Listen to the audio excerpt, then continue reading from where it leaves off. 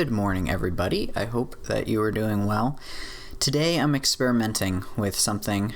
I also have a bunch of exciting news to talk to you guys about. The experiment is that I've been wanting to do some sort of podcast, I guess, for a while. But I also am still really attached to like a video format. So today I'm going to experiment with sitting down in the morning and just talking to you guys about just life, what's going on. My hope is that this will be relaxing and maybe something you could just put on in the background or when you're driving or whatever. If you want to watch it, you can watch it. If you want to listen, you can listen. You can do both. So we'll see how it goes. This is a test run. In an ideal world, I wouldn't be sitting here with this bedspread covered in flowers and a messy apartment behind me. But this is the world I live in. I'm married.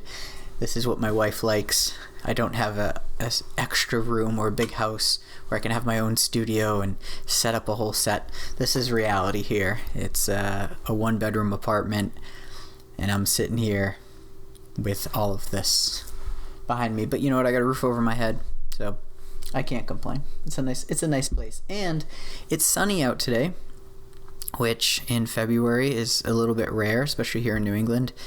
It's been tough. Like, as soon as February rolls around, it's like depression season. You know, I get seasonal depression, so if the weather changes really quickly, or if we get a lot of just gray days, I just start to get pretty depressed. So hearing the birds out, you know, kind of the first signs of spring, and just seeing the sun is awesome. So you guys are going to have to give me feedback on if you like this, if you're like, yeah, you know what, I like listening to this and it's relaxing. Just give me feedback. And if you like it, then I might start recording more of these in the mornings. The mornings are a special time for me. I'm a morning person, but I'm very busy-minded. As the day goes on, my mind speeds up, and I tend to get, I guess, more anxious and more hyperactive throughout the day. In the morning, when I first get up, it's like one of the few times where my brain is kind of just moving at a slower pace, and I can just kind of relax. I love getting up and just sitting down and having a cup of coffee in the morning and watching the sunrise and listening to the birds and all of that. I have some news that might change that whole morning dynamic, which is that I'm going to be a dad.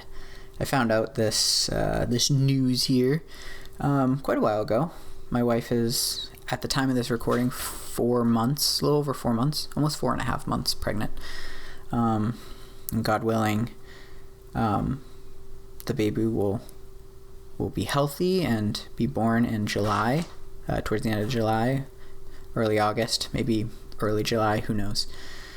They don't, these little people, they don't exactly give you a schedule. They just kind of say, hey, I'm in here, and at some point I'm going to come and completely upend your schedule and everything, every part of your life, which is amazing. And also for my wife and I, a bit overwhelming. We're both very private people. I thrive on routine. Sleep is extremely important to me. Like, I am terrible. I didn't sleep super well last night, but if I get under 6 hours of sleep, I'm terrible to be around. So we'll see. Hopefully I'll have a renewed sense of patience when I become a father. We'll see. It's going to be interesting. Right now we are in this phase where we are just starting to kind of get the nursery put together. So I actually, this morning, I have to work all day today, but I've got a couple hours in the morning to sit here and record this. So I'm gonna throughout the week be working on the nursery, but I moved my desk from, there's another bedroom here, from the nursery into our bedroom, where I'm sitting now. And Sunday, which is in a few days, we're gonna set up the crib. We're getting that, and we got bedding and all of that. So it's pretty exciting.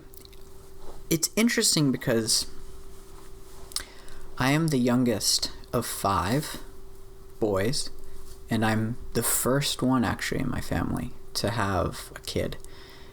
And that's a little bit scary because I've always thrived off of learning from other people's mistakes. Like, I'm kind of spoiled in the way that growing up, I just got to watch all of my older brothers try things and learn from them, kind of what works and what doesn't work. And I thrive on learning from other people's experiences and trying to glean as much wisdom as I can from those situations, and then apply that to my life and avoid pitfalls. And everyone's life trajectory is different, so you're gonna make mistakes and you're gonna try things and fail, and that's actually a really important part of life. But there's certain things that can be and should be avoided, I think, and it's just nice to be able to learn from other people. But being the first one in my family to have a kid, it's just, I'm the one. Like, I'm the one doing it for the first time, so they're going to be looking, I guess, to me to a degree, as to how to do it if some of them have kids. And it's just this weird kind of role reversal, where you feel like, I don't know if they view me that way. They probably, I'm sure there's some of that, but I might be giving myself too much credit. It might be like, yeah, whatever, bro. We're all very close. My family is very close. I've been through a lot together. One of the things, which I've mentioned in, I think, one of my other videos, was that my father passed away when I was 7 months old. I was young. So that's been an interesting journey, figuring out that I'm going to be a dad, but having not known my biological father. It's been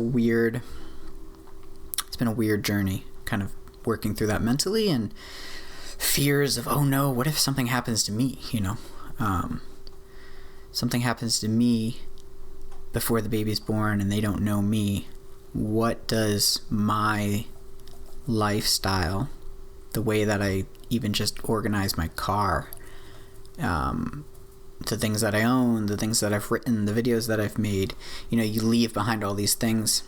And having grown up not knowing a parent, you realize how those things tell a story, and in a way that memory raises a child. And I think in some circumstances you can almost be raised better by the memory of someone than them themselves.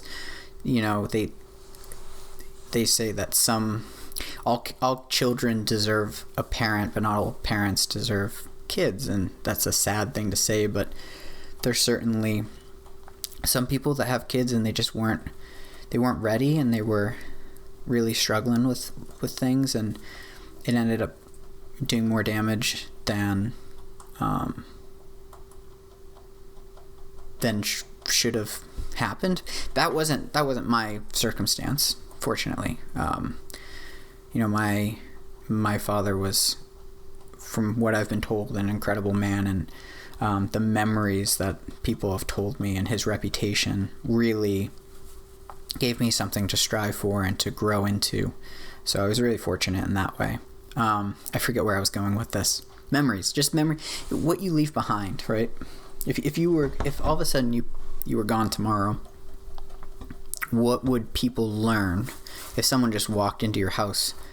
What would your environment and the things that you left behind say about you? What kind of story would that leave behind? It's weird. It's weird to think about. And I've been thinking about it a lot lately. And I had a family friend, not to go and make this like a dark note, but I had last week a family friend, younger guy, whose wife is going to deliver soon, tragically pass away in a car accident. Just very suddenly, very out of the blue. And it's like, oh my gosh, now their child's not going to know their dad. It's just like, man, it's been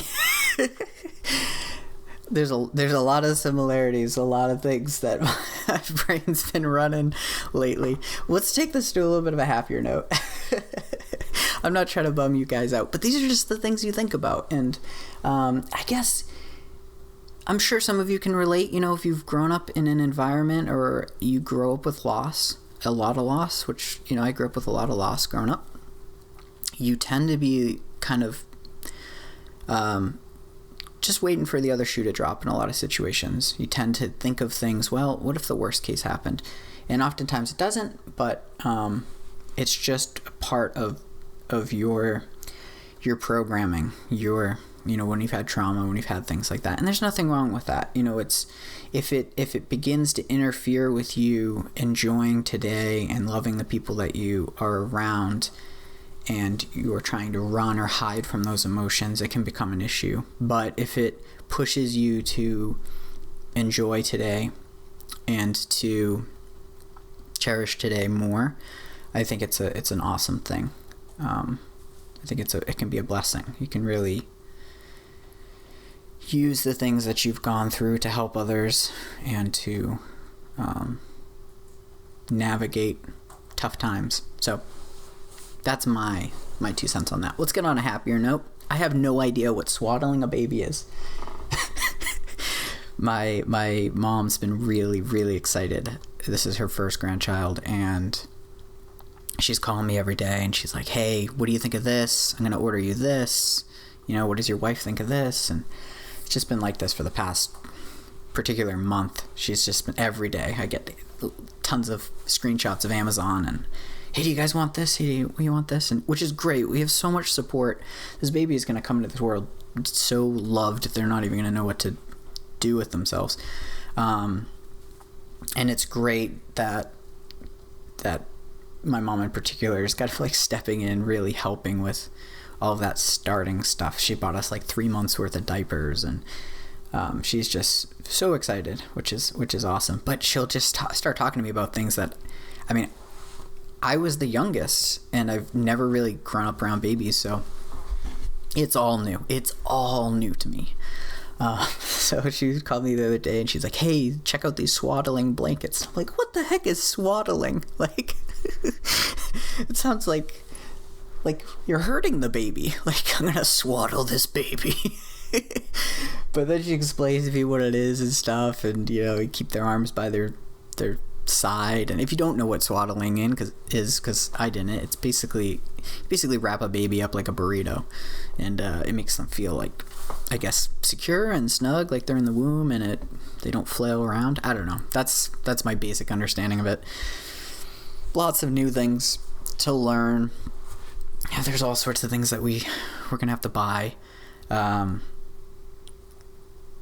Just bassinets and I don't know. I guess I'm gonna learn. This is my first go around, so some of you guys are probably laughing. You're like, yep, been there, done that. Some of you might be single and be like, yeah, I have no idea what you're talking about right now. So it's been cool. It's exciting. It's 4 months. We're almost halfway through, and it feels like it went by really fast, but July also feels like years away. Like, I don't feel like, in 4.5 months we're gonna have a kid. Like, that's not computing with me at all. So it's probably gonna be a little bit of a shock when it actually happens, but I'm really excited. I think it's gonna be great. So anyway, I think I'm gonna end it here. I hope you guys enjoyed this morning talk. If you did, please comment. Please give me feedback. If you want more videos like this, if you were like, you know what, this was really nice, this is relaxing, I enjoyed this, let me know in the comments below. I hope that you're all doing well. Life is crazy right now in this world that we live in, but I hope that you're having a good day when you listen to this. So thank you for watching, and I will see you in the next one.